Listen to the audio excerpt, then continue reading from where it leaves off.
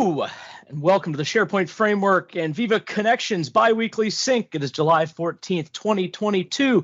I'm your host for this call, Patrick Rodgers, and we've got a great call for you as always. A little bit slimmed down agenda here for the summer. We got patterns and practices updates across the program, new community samples. We'll do our picture time, our optional picture time in together mode. So 2 great demos today. Dawn on upgrading SPFx solutions to the latest version using the CLI, and Siddharth is back with an adaptive card extension on dynamic announcements. But first, we always like to talk about opportunities to participate here in the program or here on these calls. The best way and my favorite way for all of you to participate is to do demos on these calls. In the bottom right corner there, you can see a link, ak.ms/m365pnp/request/demo. So many slashes. Please do sign up for a demo spot or request a demo spot. We'll get you signed up. It might not be right away. Sometimes we are booked out a couple of months, but we absolutely will get you signed up for a demo. Would love, love, love to see all the great work you're doing for your customers and your companies. Do make sure it's okay to share, of course, on a community call publicly, but would love to see what you're working on and share it with the community. I always learn something great from the demos, and I think they're a really valuable part of what we do. You can always also contribute on GitHub. You can report issues, submit pull requests, or help others with issues and questions they might have. If you have a few minutes and can jump in and help out, definitely gets folks going a little bit faster. And then, as always, we welcome your feedback. How are these calls going? What other documentation can we provide? How else can we help? Of course, positive feedback is okay too. If we are doing something you like, we could try and maybe do a little bit more of it. So just again, do encourage you, reach out, schedule a demo. You're all doing great stuff. We would love to see it. Next up is all of our different links to developer videos and all these other things. ak.ms/m365/community is the one link you need to get to all of the open source initiatives and samples. We've got developer videos, which are going to be focused on developer tasks, such as connecting to the Microsoft Graph, working with auth, getting started with SharePoint Framework, getting started with adaptive card extensions. Tons of great videos out there on those topics. As well, we have our community videos, which are the recordings of these calls, the other Thursday calls or Tuesday calls, lots of all of our other community calls. You can always catch up on episodes you might have missed, or just want to review a certain demo or something like that to see how maybe somebody did something. You can always check out all those videos on the YouTube channel. As well, we've got a bunch of great open source organizations, PnP, Office Dev, Microsoft Graph, SharePoint, and we need to add OneDrive to that list, all of which welcome your contributions, your input, your feedback on the work that's there. As well, tons and tons and tons of great sample galleries. ak.ms/m365/samples is the unified sample gallery, which is a great way to find samples across all of these different locations. So you can search in there and filter to get and find the samples you need without having to go to all of the different individual sample galleries. So definitely check out ak.ms/m365/samples. And ak.ms/m365/community will get you to the landing page, which has links to all of the stuff I've just talked about, so you can find it nice and easily and don't have to remember 30 different links. And well, we got a bunch of other community calls. We've got the Tuesday call. That's on summer break. We'll be back with that in August. So don't worry about that one for right now, but that will restart in August as before. We've got the adaptive cards call, identity platform, office status, power platform, and then, of course, our 2 SIG calls on alternating Thursdays. Encourage you to check out any and all of those. And, of course, if you can't make it to a call, you can always catch up on the recording as mentioned in the previous slide. And with that, I'm going to hand things over to David to talk about Sharing is Caring. Awesome. Thank you, Patrick. Well, friends, Sharing is Caring, as you may or may not know, is a program that's here for you to provide hands-on guidance. We take you into safe space opportunities. These are sessions where we work together with you. They're not recorded, so you can feel free to ask any and all questions you may have. We're going to show you how to do things like maybe do your first pull request, how you can help curate the community docs. You can provide samples to the Power Platform or SPFX web parts extensions or ACEs. A number of opportunities for you to get involved with the community, but you don't have to do it alone. So these sessions are set up to provide you, as I mentioned, hands-on guidance and safe space opportunities. And you can sign up for any and all of them at aka.ms/sharing is caring. And next week, right after our Power Platform monthly community call, we have our Power Platform samples contributor. So still time to sign up. Please do. Love to show you in the amazing ways in which we can get your samples out there and bubbled up to the adoption.microsoft.com site. So feel free to reach out. Now, once you have contributed in one of the many, many ways, We want to celebrate it. The recognition program is here to provide you official and accredited recognition and celebration of all the amazing work that you're doing within the community. We cannot tell you how excited and inspired we are by everything you're doing, and it's our way to ensure that you're being recognized. These are official badges by Credly, the same ones that provide the certification badges. So that means they can be associated to your LinkedIn profile to be shared with managers or customers. You can share them on Twitter. We've been seeing a lot of great tweets and LinkedIn posts about them over the last few weeks as we get into July, and a lot of the last couple of months have been reviewed and sent out. Do need you to opt in, aka.ms/M365 PnP-recognition. Absolutely no cost to you. We cover the cost, and it's a great way to be recognized. So please don't stop sharing, and we'd love to see it. Thank you so much. Patrick, back to you. Great stuff. Thank you, David, for those updates. Love to see all the great stuff that's happening with the Sharing is Caring initiative and the number of folks that are participating in that. It's really outstanding. So great work, everybody. And if you haven't joined one of those and are interested, please do. It's really a great fun time. Next up is client-side updates with Julie. Hey, thank you, Patrick. So we did a 3.5 release on July 12th and then promptly did a 3.5.1 release on July 13th. We had a slight regression in a check we were doing for the SPFI interface, factory interface, and so we got that fixed pretty quickly, so hopefully that's helped everybody out. But in addition to that, we had some documentation updates as usual. We had the web part context original fix for the SPFx 1.15 change, so that's now supported. Patrick killed it on a beta 2 release of the cancelable fetch calls. That was just crazy amounts of confusing and difficult work. So we're really excited about the beta 2 release of that. So check that out if being able to cancel your calls for like large file uploads or something like that is important to you. Full support for the tenant admin API. So that's a new package called sp-admin that you can import. And if you're doing a node project that you want access to those tenant admin APIs, that's available. Updates to the lists, render list data parameters. So now there's a bunch of additional options there that weren't present that have just been added to the API that we didn't have updated, and a fix for a caching and batching combination where there was a bug. So that is all the updates for 3.5, which is significant. Don't forget that any PR that is merged in between our monthly releases can be tested out by using the V3 nightly releases that we do. So every night a build is made with all the current merged PRs. And follow us, M365 PnPjs on Twitter, to be updated on all of these cool things. Back to you, Patrick. Awesome. Thanks for those great updates, Julie, and really excited for the 3.5 and /3.5.1 releases. I think there's a lot of great new stuff in there. Encourage folks to try that out and let us know what you think. Now we got CLI updates for Microsoft 365. Right, okay, so yeah, we've been busy adding new capabilities to CLI for Microsoft 365. So we are currently releasing our beta updates for the next version, which will be 5.5. We've got updates, new commands, enhancements across Planner, more SharePoint framework updates, and also Teams. It also comes with just general improvements and bug fixes as well.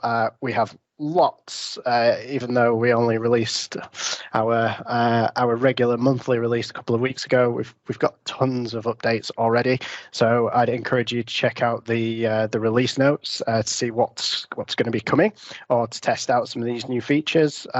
One notable command that we've added in, so we've added a new command that allows you to clean up your Teams client cache. So this is one command. If you're on Windows, if you're on Linux, if you're on Mac, run that one command and it will clear your Teams cache. That's in the latest beta release. So if that interests you, please do check that out. I heard a few people already saying that this is a nice approach, and they're looking forward to trying it. So that's great. We'd love to hear your feedback on that. If you want to try out that beta version, so you can get that direct from NPM, or you can use our Docker image as well. Just use the @next tag. And if you want to keep up with our latest beta releases, like I mentioned, we're releasing all of the time. The best place to follow for those updates are on the Twitter account at CLI Microsoft 365. And likewise, any feedback, positive, negative, or any new ideas for features, then please reach out to us at the GitHub repository, either raise a new issue or get involved in the discussions. And again, thank you to all the contributors who made these releases possible. That's all for now. Thank you. Great stuff. Love to see the continued growth of the CLI, and really exciting to see all those new capabilities coming out each month. So definitely check that out if you have not. Next up is reusable components. We've got the React Controls 3.9.0 has got some new controls there. So a theme provider, a field picker, a content type picker, modern audio, an adaptive card designer host, as well as some enhancements and various fixes in 3.9. And then we've got the React property controls. These are the ones designed to be used in the edit pane of your SharePoint framework web parts. Some additional localization. I'd love to know the differences between US and British English. Enhancements for fast serve, property field state picker, property field collection data, various other fixes. Encourage you to check those out and update when you get a chance for your solutions. You can find out more information at the 2 links down there at the bottom. And then, of course, you can follow M365 PnP Controls on Twitter so that we can so that you can get all of the updates and latest capabilities as those continue to get improved and rolled out. So thank you to all the folks driving that work. Long list of contributors there. So thank you to all of you for the great work you're doing around the React controls. And next up is PnP Modern Search. This is how you can use SharePoint Framework web parts and capabilities to build a modern search portal.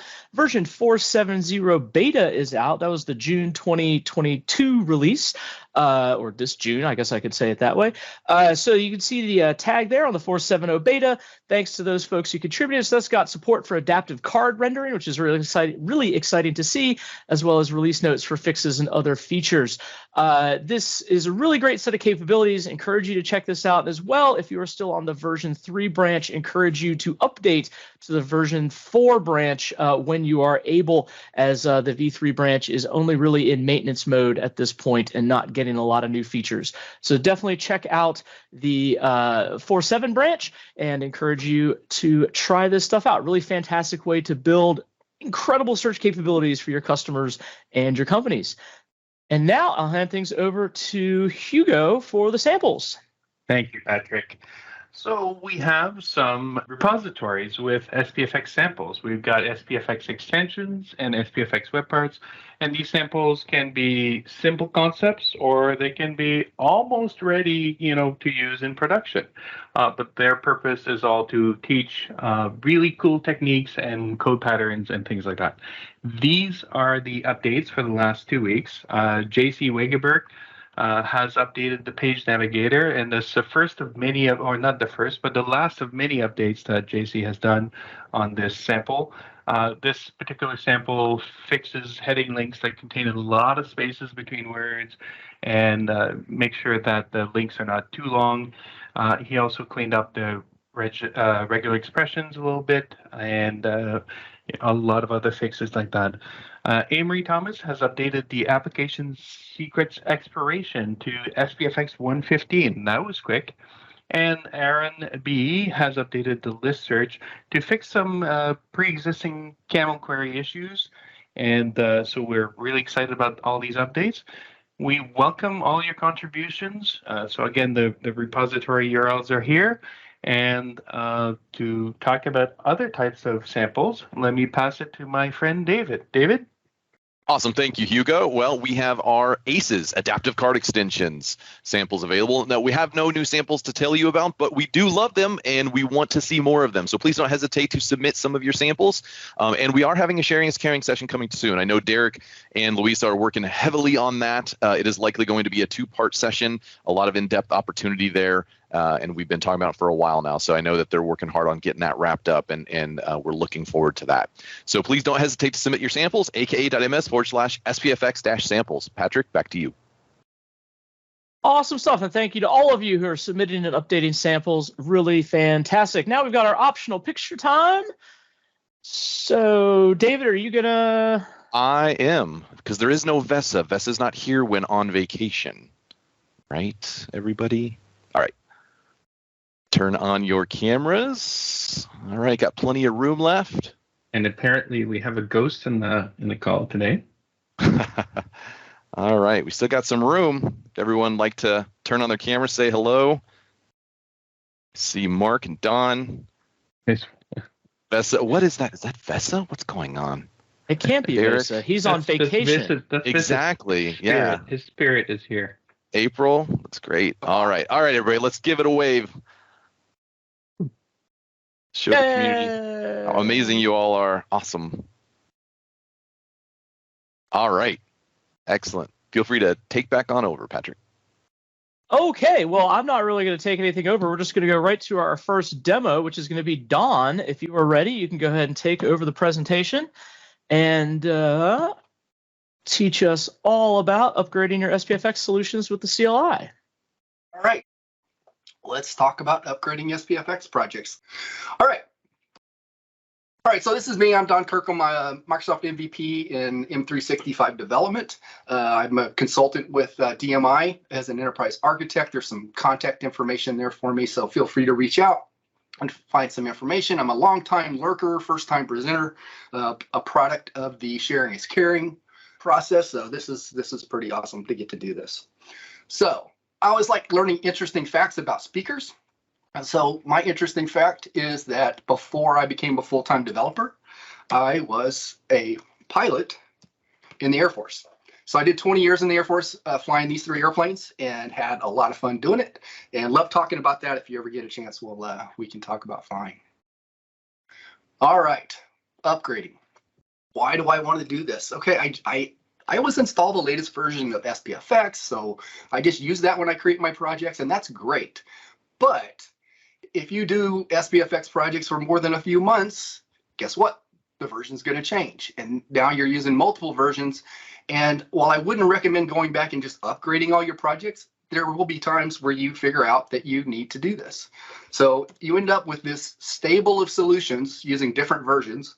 So as a call out to, my buddy Chris Kent, we got warrior horses in the stable, so we're doing that.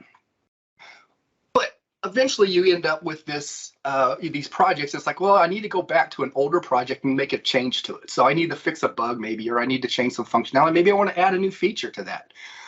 So you have an option. You can either go back to the original version of SharePoint Framework, reinstall that environment, set everything up so that you can work with the environment that it was built in, or you can upgrade to the latest environment, which is what I recommend doing. So again, I wouldn't go back and just do it by default, but if I'm going to make a change to it anyway, I'm going to go ahead and upgrade so I can get all the latest and greatest stuff from the framework.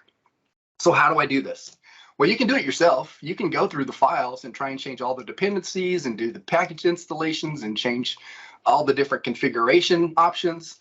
But I did this before this tool was available, and I don't think I ever did it correctly. So I just don't think that's a good option. So you can use a tool. There may be commercial tools out there, I'm not sure, because I have a free tool available to me through the CLI for Microsoft 365, a free community project. We just heard about that and some of the updates that they're doing to that. But this is a great product written by great developers. It does so much more than what we're going to show today. But if you haven't played with this tool, you definitely should do it. And this is one of the things I really like about it.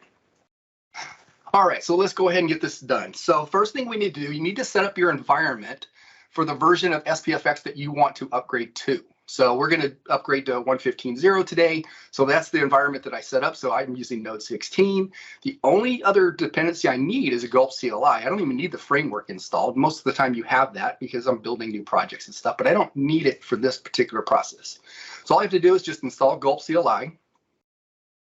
And then after that, I just end up with this. So this is actually the environment that we'll look at today. So it's just Node 16, gulp CLI, and the other 2 packages that come with Node.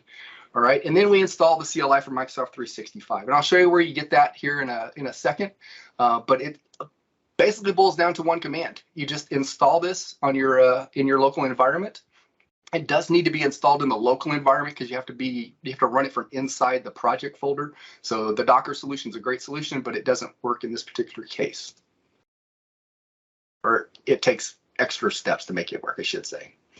Next thing is you need a project. So just however you get your project, whether you're cloning it from a repo somewhere or whatever, you got to get it into a folder so you can start working on it.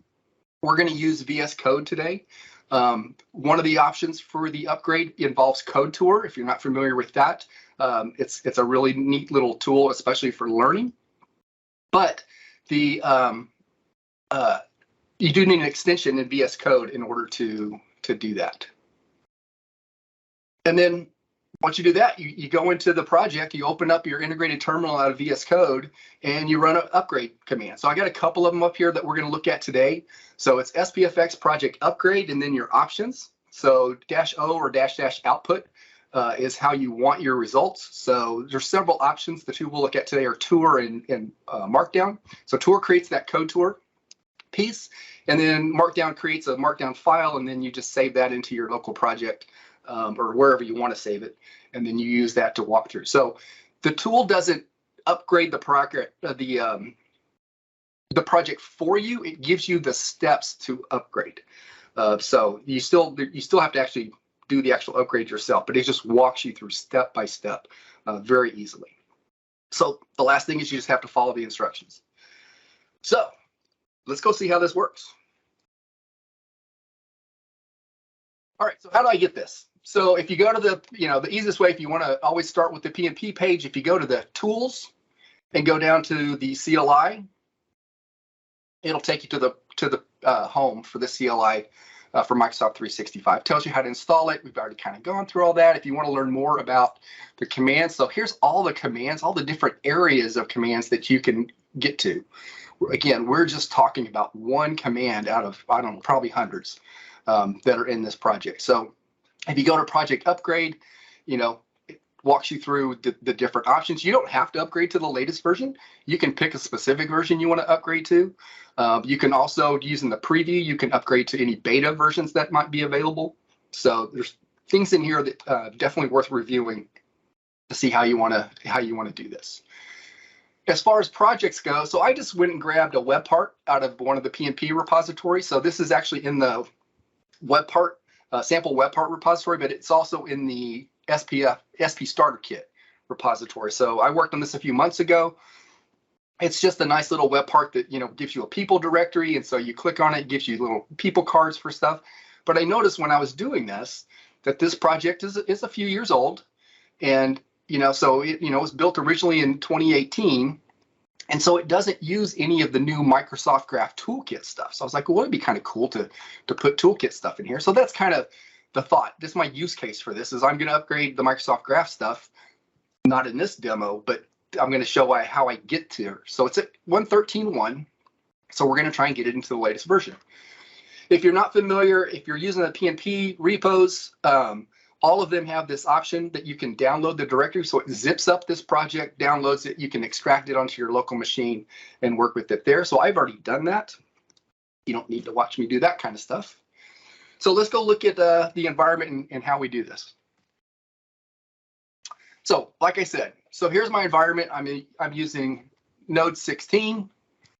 I've installed the Microsoft 365 CLI, and I've installed Gulp CLI. And that's really all I have. And then I've extracted my project into this particular folder. So let's go see about upgrading it. So I'm going to start Visual Studio Code.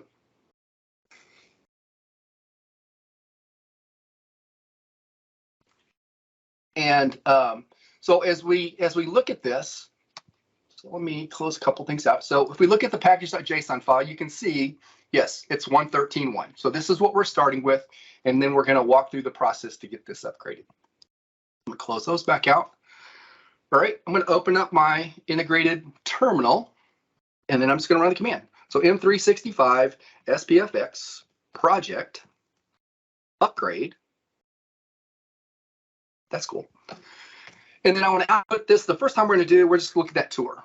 So that's how long it took. So it didn't even register. That little check mark that's in my prompt will tell you how long the previous command took, unless it took so little time that it just didn't even register. So it creates this new tours folder up here with a tour folder in it. Since I've installed the extension into Visual Studio, code, I'm just going to go ahead and open it from here. I just tell it which file I want to update or open, and off it goes.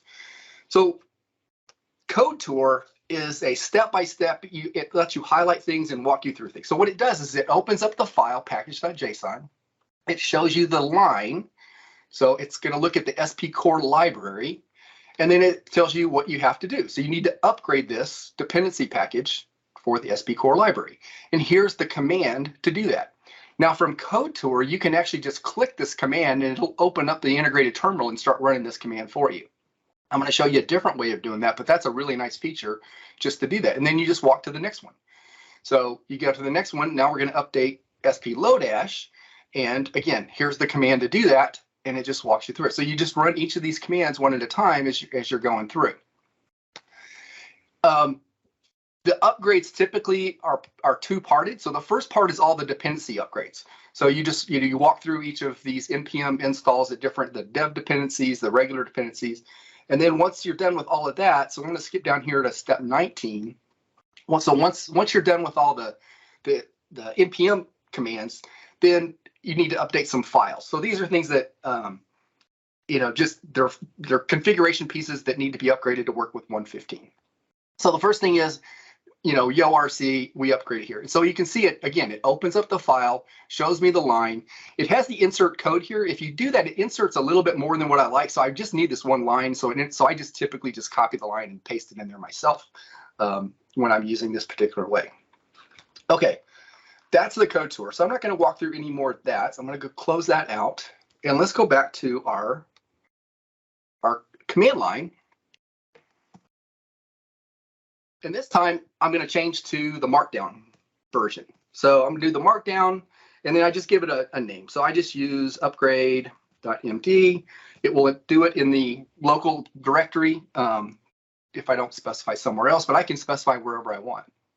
So now when I come over here and look, so here's my upgrade Markdown file. So if I do preview for Markdown, you can see this looks a lot like the Code Tour. Right? So it's the same type of instructions that you get in the Code Tour. It's just in a little different format. One difference is that you can't click on these, so you have to copy and paste these, individually as you go through. But this is the part I like the best. So if you go through all the instructions here, it has the top part of this file is the step-by-step. And then you come to this section called Summary. And the first thing in the summary, if I can grab it with it being zoomed out this much, is all of the npm commands that you have to run all at once. So I can just copy that, my terminal, paste it in, and now it's going to run all of them at once. So I don't have to go through these individually one at a time. It just knocks them all out for me. So while it's doing that, I can run back over and go through the modifications. So let's take a real quick look for this project, what the modifications are. So the first thing, it's going to change the version number in YoRC. Okay, and that makes sense. Then we're going to upgrade the compiler version in tsconfig to use a later version. That's good. It adds this hef folder to the git ignore file. So if you're checking in stuff to git, so there's a new hef folder or .hef folder that gets created at some point, and so we don't want to check that in. And then it starts making changes to package.solution. So it's going to basically add a couple of pieces here. So it's going to add a metadata section. So apparently this wasn't required in 1.13.1. These are changes that have happened in 1.14 and 1.15. But you can just basically click on the link here. It opens up the file. So under solutions, I'm just going to go to the last item in solutions and then paste in the new thing. Okay, that's how easy it is just to paste this stuff in and make it work. Then it's going to go back and add another section for features. Okay, so I would go and copy and paste that in there. And then the last thing it shows is you can go into your launch.json and change the default browser. I think the default is Chrome. You can change it, or it used to be Chrome, so now it's the PWA Chrome, or you can do PWA, I think it's MS Edge if you want to use Edge as your default debugger. But anyway, so that's an option there, and that's it. So that's all the steps it took. So let's go take a quick look to see if our npm command's still running, and it is, because it's npm and it just takes a long time. And we don't have time to sit here and watch that. So here's the Warp 9 version where we go and we say, oh, now it's done. Okay, so now we finished the last thing it did was, if we go back and look here, the last thing it did is it creates a new file called .eslint.rc.js, and we can see that ran here, and it created this new file for us over here in the project. So that was the last thing that got ran. So now everything's good to go. I've already made all the changes to the other files in here. So we should be able to just run a gulp build. I'm going to do a gulp serve so we can just not have to do it twice. Oops.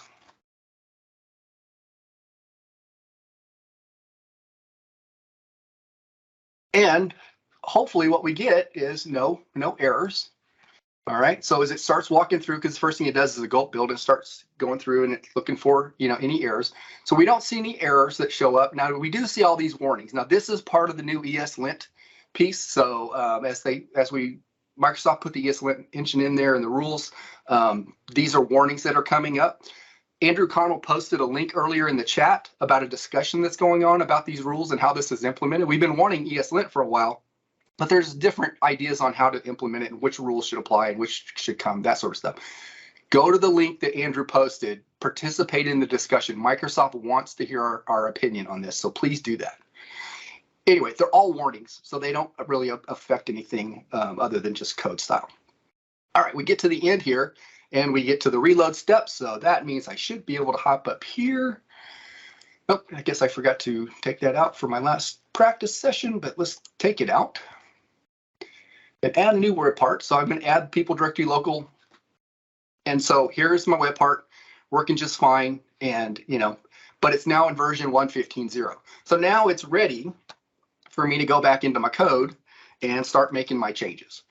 So took us less than 15 minutes with me doing a lot of talking and doing slides and all that stuff. So it takes less than 10 minutes usually to do this. Now, the tool concentrates on the core SharePoint framework pieces. It will try and work with if you have other dependencies and stuff in there, it'll try and work with those too if they need to be updated.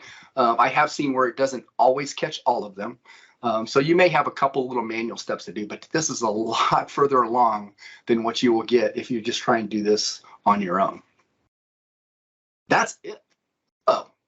I will check the chat for any questions and try and answer those. But thanks for letting me talk, and I hope we'll see you soon. So Patrick, back to you. Thank you, Don. Great stuff there. Really nice, clean look at how to update a project with the CLI. I encourage folks, if you haven't tried to update your old SPFX projects, it is really valuable to stay on later versions. You get a lot of great new capabilities and fixes, and the CLI really gives you a nice, easy path to do that. So if you haven't, do give that a try. We're just going to move right over to Siddharth now for adaptive card extensions with dynamic announcements. Siddharth, if you want to go ahead and take over the presentation, there you go. Take it away. Thanks, Patrick. Hello, everyone. Today I'm going to present demo and code walkthrough on the adaptive card extensions, which I have recently submitted to the SPFx adaptive card extensions GitHub repo. Little bit about myself. I am Siddharth Vagas. So I'm a Microsoft MVP, and I'm an active PnP contributor and proudly showcasing all the badges which David has talked about various greatly badges which we get while we are contributing to all the PnP repos and everything. These are some of the social handles through which you should be able to connect with me. So today I'm going to talk about an S component to basically show multiple cards and items from the SharePoint list and at a time based on the dates. This is the repo to the sample from which you would be able to download the repo and also make changes if you like, or you can just let it use it as it by just building it. Let's first see a summary of the this particular adaptive card extension sample. So it basically is a single component here where we would be able to show various cards and items from the SharePoint list at a time, and that will be based on the date. So that is why I call this as a dynamic announcement, wherein as a practical use case, what we can do is we can use this particular adaptive card extension solution to display different kinds of announcements in our Viva Connection dashboard, right? The good thing about this sample is that generally when we create an adaptive card extension, we would have one card view and we could have multiple quick views, right? But generally, if you want to make any change to the quick view or any changes to the card view, we would have to probably based on where the template is being stored, we would have to probably change the code and redeploy it, right? So here it is kind of a reusable adaptive card extension wherein a single component would be able to render different formats of adaptive card extension, and that which is being configurable in a SharePoint list. So we will see that how that will work in a while. And then there is an option in the card view whether we can choose whether we wanted to open an external link or we wanted to open a quick view on the click of the card view, or we don't want to do any such action. We just wanted to have a plain and simple card view to be displayed on the dashboard, right? Some of the examples which I think this can be useful is to basically show the communications or the news and articles which we can get it from the external systems or external APIs. From the same way we can implement RSS feed to be displayed and update into SharePoint list. Any other important updates, a quote of the day, tip of the day, or any other announcement which we think we would like to give to all the users within our organization in our Viva Connection dashboard itself. Now, these are some of the other features which these adaptive card extensions provide. Is basically, allows us to create the list from the configuration panel. So it means that you don't have to pre-create the list from manually from the SharePoint, but you can use this adaptive card extension and just click on the button and it will automatically create the required schema or required list to be used for this. There is an option to enable auto-rotate the card for every 4 seconds, so that it is configurable in the web part property in the card properties itself. Then there is previous and next button to navigate between different items. And we can also basically use the same card on the multiple times on the dashboard, pointing to different lists, because the list from where to get the data is configurable in the web part properties itself. So without much ado, let's quickly see the demo. So this is my dashboard. Okay, and you can see many adaptive card extension, but we are mostly focusing on this particular component. So right now, if you see, it is showing one card view, which is PnP landing page, a single URL to find them all. So once you click on it, it will take us to the home page where you will be able to find all the links to the PnP.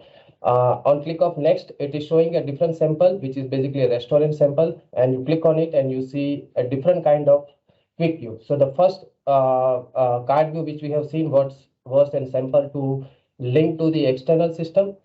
This one is where we are displaying a quick view, and this is one of the example from the adaptive card designer IO, from where it shows how we can different kinds of adaptive card can be displayed.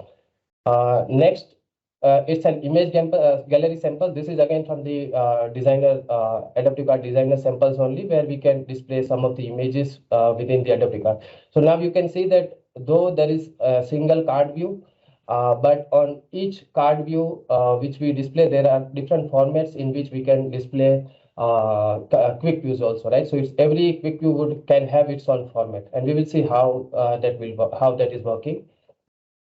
And this is another sample of FAQ, which is basically available in the adaptive card sample to display the FAQ questions and answers from there, right? First, let's also see the properties which are available. So you can configure obviously the card title, which is displayed like dynamic as, then the card icon and the list name from where we wanted to get the data from. And this button will basically create a list if at all you wanted to create a new list and use this card in the same dashboard, but you wanted to add this multiple times. And then there is a auto rotate on and off property, which will basically kind of auto rotate a particular card every 4 seconds. So this was the sample. Now let's see the schema of the list. Okay, so this is basically the list from where all the 3 cards which we have seen right now were coming. So first column which we have is the card view title and the description, which will basically control what we are displaying on the card view title and the description. Then there is start date and end date. As I said, it is more like an announcement. So this is a feature wherein you can have a single list, but you can control what you wanted to display on that particular dashboard, or what all items you wanted to get based on the start date and end date. So it means it's like an expiry of a particular announcement or expiry of a particular card. So if the current today's date will fall between the start date and end date, then only it will display here, otherwise it won't. So we are just filtering based on the start date and end date. So right now, if you've seen, it was displaying these four samples, sorry, the FAQ, image gallery, and the test one. Then there is a column for on card selection type. So this will tell the code logic, what to do when a particular card is selected. So if it is a quick view, it will basically go and refer these two columns, which I'll be talking about in few seconds. But if it is just an external link, what it will do is it will try to find from in which link you wanted to redirect to. So this is where the links to an external link would work whenever a card is being clicked.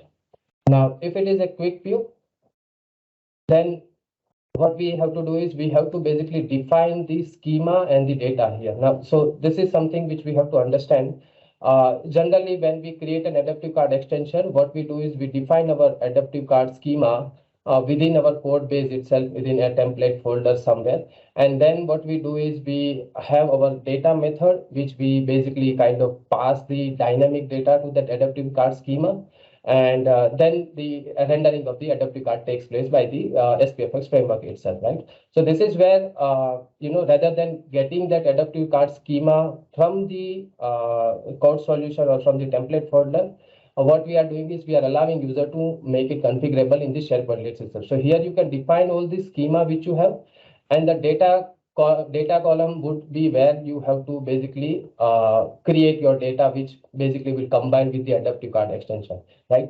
Now, one question we would have in our mind is like, how we are going to update this data column, right? So in a way, if you think about this, basically because this is an announcement kind of thing, behind the scenes, probably you might have a Power Automate, or you might have other automation which would have been running behind the scene, which will take care of updating this column. So like if, for example, consider an RSS feed which we wanted to display onto the adaptive card here, and which probably can be on the daily basis, a Power Automate would be kind of running daily or on a scheduled time. And what it will do is it will read the RSS feed, and what it will do is it will automatically, not automatically, but basically based on our logic, it has to create a specific JSON format in which the schema would require, right? So that is how both of this would combine, and then it will the SPFx framework would take care of displaying that data in the quick view itself. So now let's just quickly see, how we can probably create a new entry here. So what I'm going to do is I'm going to use this adaptive card template repo, wherein there is an adaptive card sample which basically displays the event schedules and registration. Okay, and within this, if you think about this, there are two JSON files. One is the template file, and the data file which is there, right? So let me do one thing. Let me create one repo, one sample here. So let me call this just new item, because title column we are not using. Event MS Ignite 2021.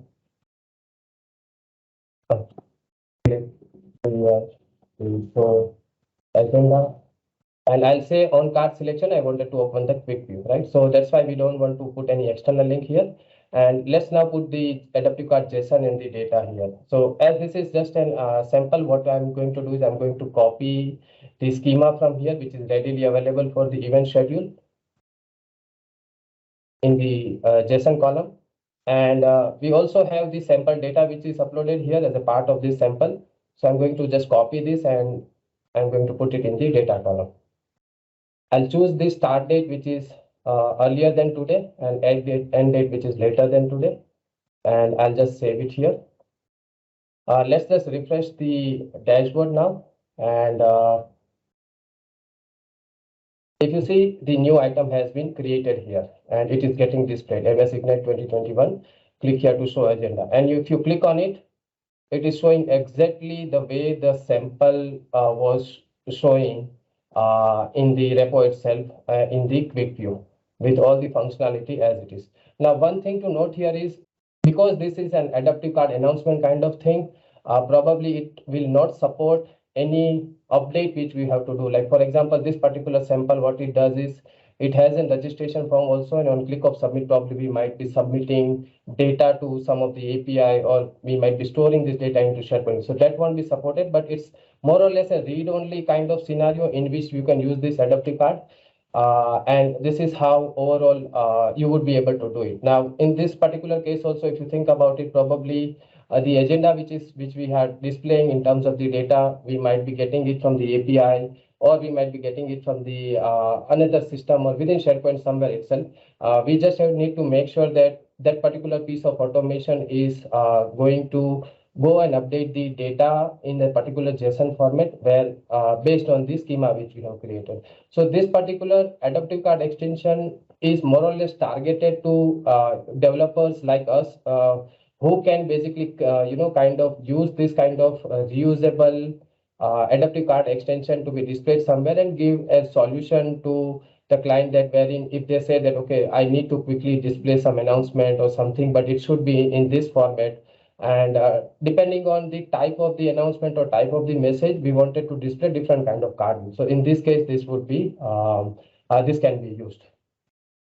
So let me quickly, that's it from the demo side. So let's quickly do the code walkthrough, how this particular piece is built.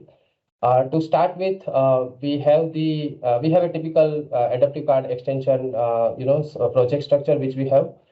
Then there is a property which basically which are the configurable properties to hold the values of the title, the list name, the icon, and the auto rotate true or false. Then we have state object, which will basically hold the data which we get from the SharePoint, the array of the items, the current index which is being displayed in the card view, then the current item which will hold the actual item within that particular selected card. And then there is a click view. Right now, this is not being used. I was trying something else, but you can ignore this. Then there is on init method. So on init method, what we are doing is we are initializing an SP service provider class, which we'll be talking later. But overall, first thing to do is to get the SP list item by using that SP provider class. Then initialize all the states with the items which we got from the SharePoint list. And this is a fixture method, which basically it's kind of to help us to do the auto rotate. If I remember correctly, I got this reference from one of the session or demo which Patrick did on how to auto rotate the particular card from based on a few seconds. So this is the same logic which I have kind of get it from the particular demo which was being done. Then here we have only two cards. I mean the card view and the quick view. And the single quick view is basically made dynamic in a way to get the schema and the data from the SharePoint list. So there are no multiple quick views or anything. It's just single card view and single quick view here. Next, this is a method to create the list. Whenever a create list button would be clicked in the configuration window panel. And the properties in the get property parent configuration, we have the list name from which we have to read the data. Then there is a text. Then there is a label to basically display the instruction text, and the button to basically on when the button is clicked, we have to call the method to create the SharePoint list. And then the property of auto rotate, whether we wanted to do auto rotate or not, or it has to be always manual. Right? Moving on to card view, first thing to understand here is the buttons. So depending on the current item index, we would have to either add one button or two buttons. So if the current index is greater than 0, then it means we know that there are more items to be displayed. So we'll display previous button also. But if it is a last item, if it is not the last item, then we have to display the next button. So this is the logic, typical logic to basically enable, disable either whether it is a single button or multiple buttons on the card view. Next thing is on action. This is where whenever an action button from the card view is been clicked, So here what we are doing is we are just incrementing and decrementing the index and the current item object, change the current item object based on whether the previous or next button has been clicked. In the data method, as I said, the card view is basically getting data from the SharePoint list and from the current item. So what it will do is we are displaying the primary text which would be configured in the SharePoint list and the description which would be configured in the SharePoint list based on the current item which is being displayed. Now, this is important. On card selection means what we need to do whenever a user clicks on the card, right? So depending on what is the current value set of the current item in the card, whether it is a quick view, we will return the quick view object. But if it is an external link, then we would return the object of the type external link, and also we will set the target parameter to the column value which is there in the external link URL. And if the card view selection doesn't have any action item, then what we are going to do is we are going to do nothing. So it means nothing would happen on click of that. Then coming to the quick view, so this is interesting. Generally in the quick view, what we would have is we would be either returning the making the API calls, getting data from somewhere based on the use cases or the scenario. So in this case, we know that we just have to get the data from a particular column in the SharePoint list item. So what we are doing is if it is if the current item is of the card selection type of the quick view, then we are passing the JSON object and we are reading the adaptive card data column, quick view adaptive card data column to pass data to the adaptive card schema. And same way for the template, rather than reading the template from the template folder, which would generally be in somewhere in the code structure, we are reading the schema from the adaptive card JSON column and again passing it and returning it, so that basically whenever SPFx framework would have to display the UI, it will combine the schema object with the data object to basically dynamically create the quick view and display it in the UI, right? Next is the SP provider class. So SP provider class, basically we are using PnP, but we are using the older version of PnP. When I started, I still worked on the older version, but yeah, this would be a right candidate to update to the new version of the PnP. So you can see that we are initializing the context object here. And then there is a get list item method wherein we are getting the item from the list based on the filter of the start date and end date.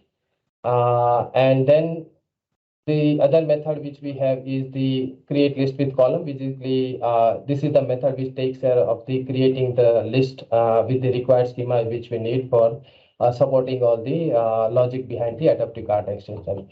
So this is how, and there is one more method, checklist, which is just to check whether the list already with the same name already exists or not. So if user tries to create again this list with the same name, we can just display an error message saying that list already exists. Right? So yeah, so this is it. This is it from my side. Hope this particular sample is useful for the community and can be used as it is in some of the use cases at least. Thanks for watching and thanks for listening. And Patrick, over to you. Great stuff there. Thank you so much, Siddharth. Thank you so much, Don. So 2 great demos, nice relaxing pace there today. With thank you again for those. Want to thank all of you for joining us here today. I know it's the summer, so folks have a lot to do, but appreciate you spending some time with us today. The recording will be available in about 24 hours on the Microsoft 365 YouTube channel, ak.ms/m365/videos. You can follow us there on Twitter at Microsoft 365 Dev or M365 PnP. Our next Connections and SPFx call will be in 2 weeks on July 28th at the same time as usual. And our next General Dev call will be next Thursday, July 21st at the same time as usual. Get all the links to the calls at ak.ms/m365/calls. I want to thank all of you for joining us today. Have a great rest of your week, and we'll talk soon. Bye-bye.